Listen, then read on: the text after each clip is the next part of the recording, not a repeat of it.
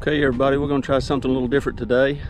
In the past I've carved a couple of pumpkins, and I thought I'd do that today. It's a little bit more of a pumpkin sculpture, but I'll show you how to do it. It's pretty easy, and I'll just in the spirit of the season, with this coming week being Halloween, thought I would do something fun for you. So check this out. Stay at with an me. angle here, I'm going to cut the top off of this little pumpkin in a way that makes it easy for us to be able to identify exactly where this goes. I like to do it at an angle, that way when you put it back on, it's not going to fall down in the hole. But I also want to do it with as much, here we go. So I'm going to quickly gut this thing, and see, that angle allows this to just fit in easily and not slip down in there. Some people cut it straight and then it falls through, so try not to do that.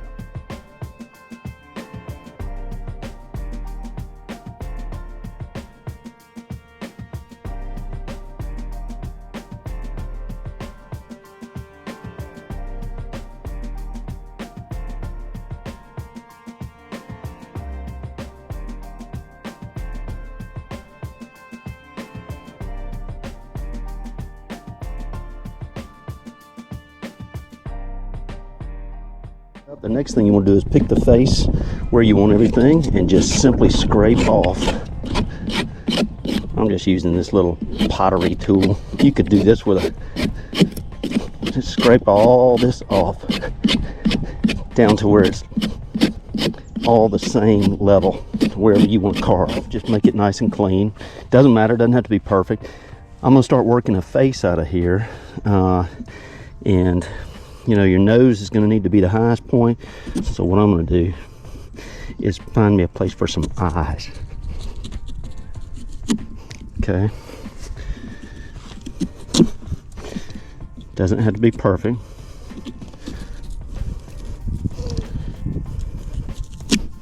Okay, that's a good start. All right, I'm going to start working where his nose would be.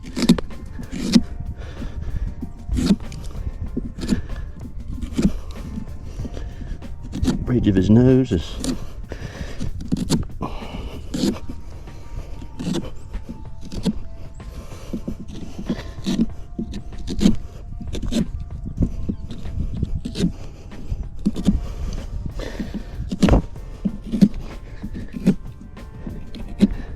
let's just run his nose and then we'll get his eyes.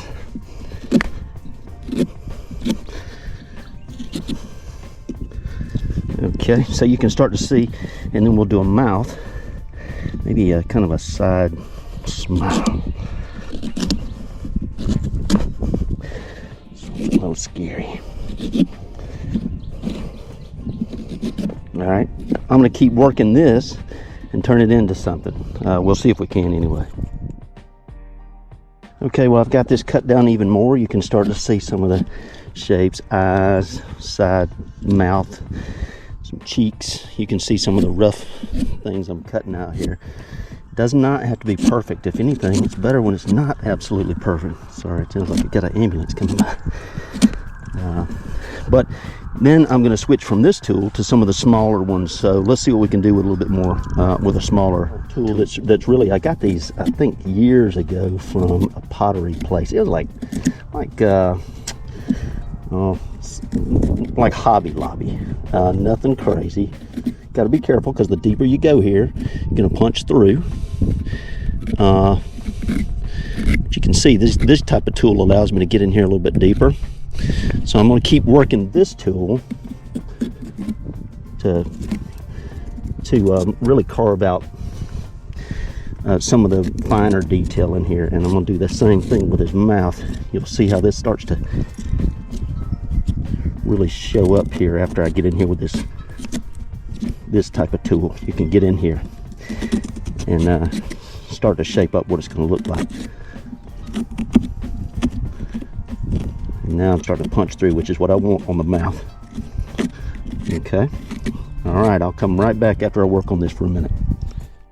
You can see we're starting to get a little bit more detail. It gets into opening some of the eye area up, and yeah, it's got a little bit of shredded part there, but I'll show you in a little bit how to get that to go away where it looks nice and clean. I'm using a smaller tool here. It works really well. Just trying to carve a little bit, knock down some of the area that doesn't need to be as high. That's all you're trying to do, is just take away and carve it to what, you know, what's a little bit more realistic. All right, so I'm going to keep going like this.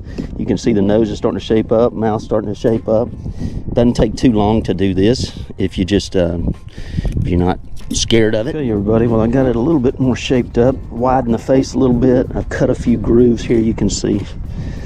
Just trying to accentuate some of the outside parts and give it some depth.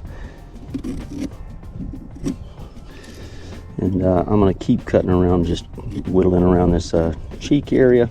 But basically, you got a half smile up that way, down this way. Just want to do something with some movement, which is kind of cool. And use the depth of the pumpkin. You know, these are pretty good wall there that you get to work with. So cut it out, play with it. Hopefully, some of these little streaks like this, they make a big difference in the sculpture, giving it some depth. And I didn't spend very much time on this thing. Pretty easy. But if you take a look at it, it seems to be shaping up. I'm gonna keep working on it a little bit, scratch it up a little bit with a tool to give it a little bit more depth, but it's getting there. I'm gonna take this little tool that just scratches. It's just a little pointer. And this actually lets a lot of light in here. Gives it some wrinkles.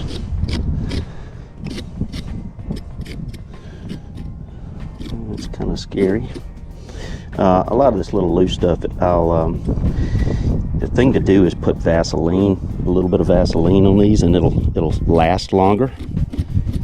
But if you scratch these and then just basically put your hand over it, or a sponge, sometimes you'll see people take a wet sponge.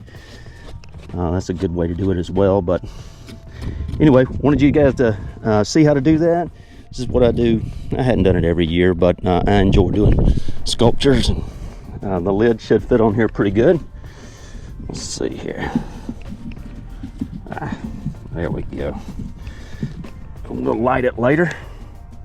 Take a look, see what we got. All right, happy Halloween.